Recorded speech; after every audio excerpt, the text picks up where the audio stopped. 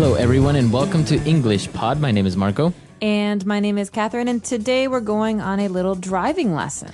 That's right, we're going to learn how to drive, but not only how to drive, but all the vocabulary and words associated to this activity.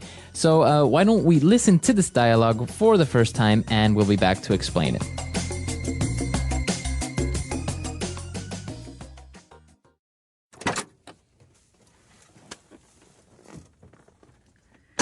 Okay, I'm ready for my driving lesson. Should I start the car? Hold on there, Fittipaldi. First, let's go over things one more time. Now, before you even think of starting the car, make sure your seat is at a comfortable position and you can grip the steering wheel firmly. Next, check your rear view mirrors to make sure you can see properly. We've been through this a million times. Let's get going already. I'm ready. Fine. Start the car. Okay, now gently step on the clutch and shift to first gear. Good. Now accelerate gently and let go of the clutch as you do it. There we go. Good. I'm doing it. I'm driving. This is awesome. Let's turn some music on. Keep your eyes on the road. No music. We are coming up to a red light. Step on the brakes. What are you doing? I said the brakes. Look out for those people. Get off the sidewalk. Get out of my way. Oh, this is just like playing video games. It's the police. Pull over. They'll never take me alive.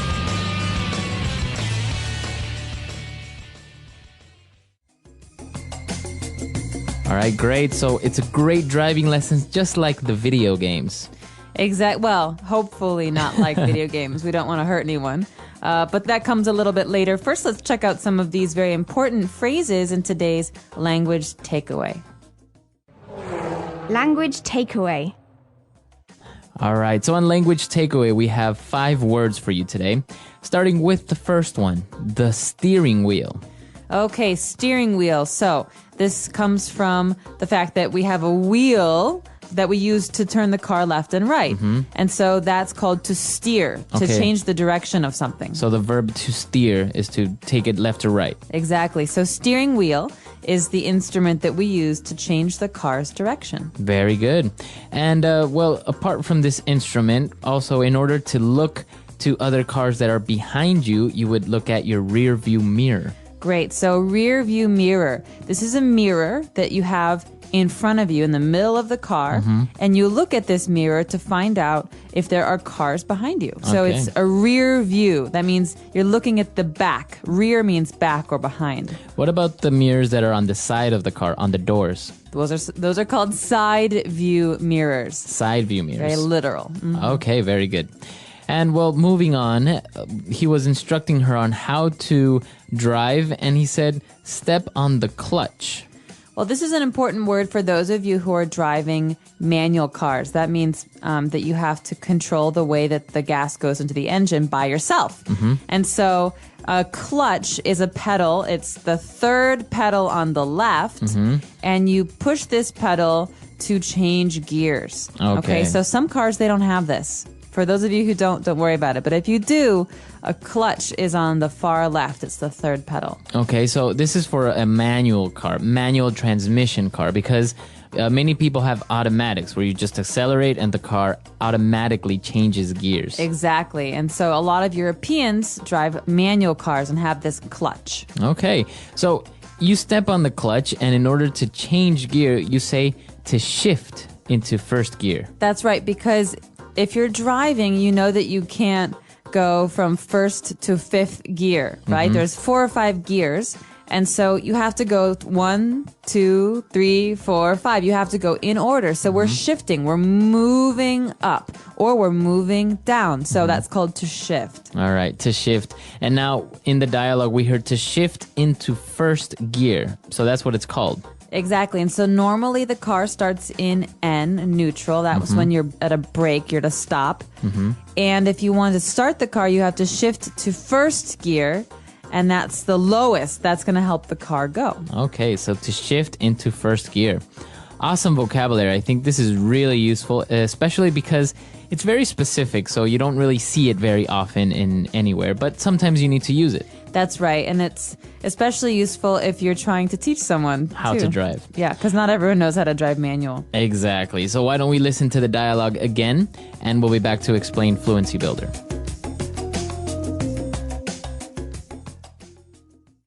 Okay, I'm ready for my driving lesson. Should I start the car?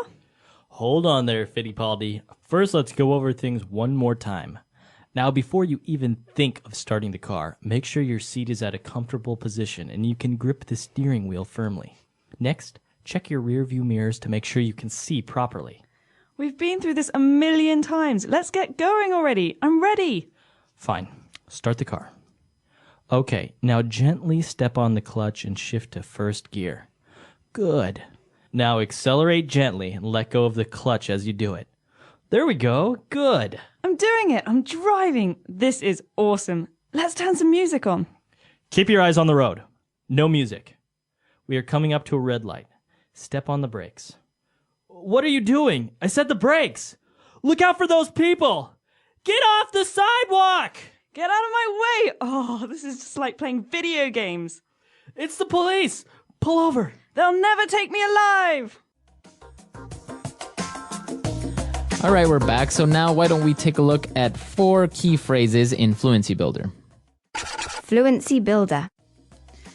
Well, the first phrase is maybe the most important when driving. It's the first thing you do. You start the car. All right, so you don't say you turn on the car, right? No, so you put the key in the ignition and you start the car. That means you turn it on. What about when you want to turn off the car, turn the car off? You say stop the engine. Stop the car. Stop the car. Stop Yeah, stop the engine. Stop the engine, right? All right, very good.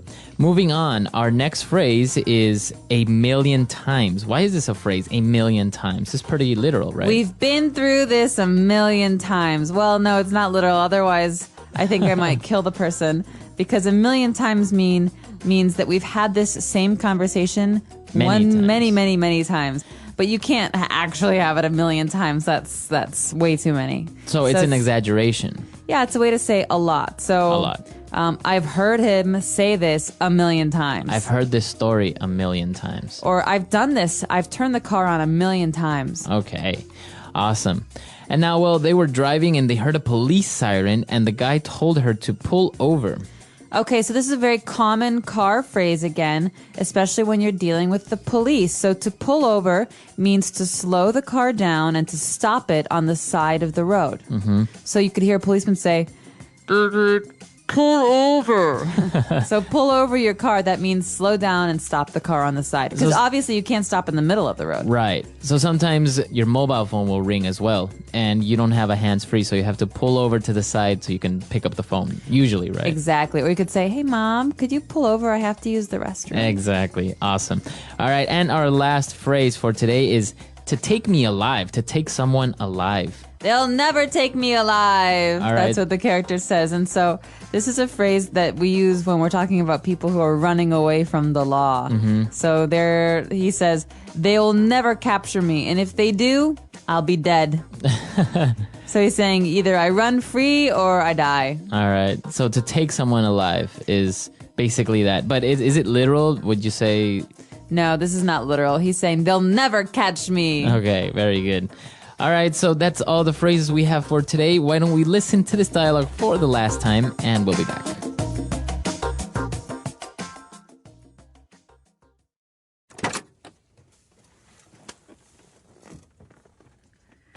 Okay, I'm ready for my driving lesson. Should I start the car? Hold on there, Fittipaldi. First, let's go over things one more time.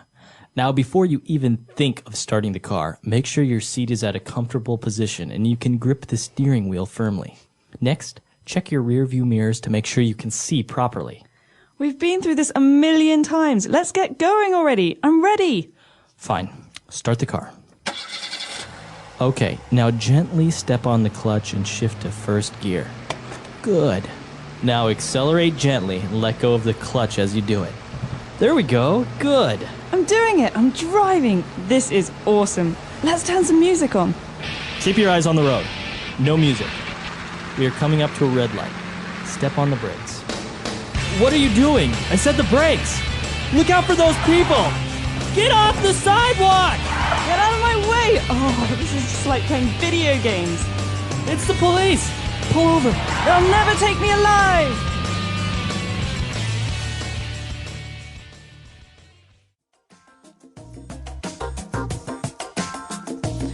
All right, we're back. So driving now, this is interesting because as you mentioned, a lot of people in America usually have automatic transmissions, whereas in Europe, maybe they have manual transmissions. Exactly. Is there a reason for that, do you think? I'm not sure what the reason would be. I think a lot of American car makers manufacture more automatic cars in general. Some people say that it's because people in America are less concerned with gas. But if you have a manual transmission, you can actually conserve a bit of gas. And so because gas prices in Europe are higher generally, more people are interested in having manual transmissions. Also, I remember when I was younger, my dad always bought cars that had a manual transmission because he said that if ever they break down, it's much easier and cheaper to fix a car that has a manual transmission than it is to fix an automatic one. That's right. Well, and I personally think that it's better to learn how to drive on a manual transmission car because you can drive any car afterwards. But if you learn an automatic, you'll never know how to drive a manual. There was also a case on television recently about a small child that actually the dialogue is based on it is he took his dad's car and he was like 7 years old and he was driving and was being chased by the police. No way. And then he pulled into his house and got out of the car and ran into the house. So obviously he was an underage driver, but he didn't get into much trouble. But it was interesting because he drove very, very well. That's unbelievable. And basically almost learned it by game simulators, by video games, on how you drive on a video game. Oh, wow. Yeah, well, NASCAR, here he comes. Right. So if you have any questions, any comments, or any other suggestions for lessons, please come to our website, EnglishPod365.com, and we'll see you guys there. Bye, everyone. Bye.